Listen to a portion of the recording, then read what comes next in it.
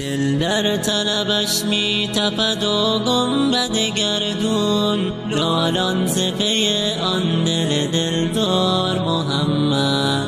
گر بلبلی آواز بخواند سر شاخی، یعنی نبی خالق جبار محمد. خورشید فلک چشمه گلزار محمد، آرامش جان راحت رخسار محمد.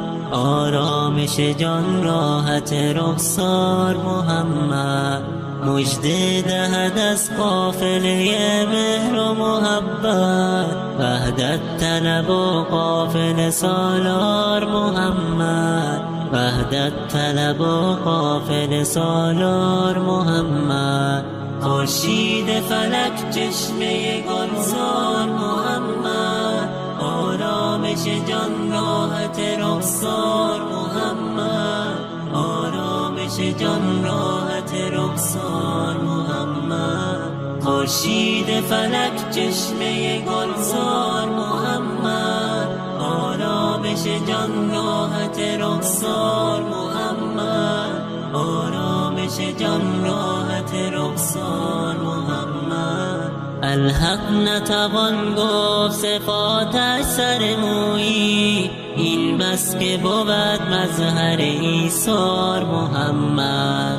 هر گل به جهان رست پر از خار مکافات، الا به جهان یک گل بی خار محمد. خورشید فلک چشمه گلزار محمد، آرامش جان راحت رخسار محمد. آرامش جان راحت رخسار محمد. مژده دهد از قافله مهر و محبت، وحدت طلب و قافله سالار محمد. وحدت طلب و قافله سالار محمد. خورشید فلک چشمه گلزار محمد، آرامش جان راحت رخسار محمد. آرامش جان راحت رخسار محمد. خورشید فلک چشمه گلزار محمد، آرامش جان راحت رخسار محمد. آرامش جان راحت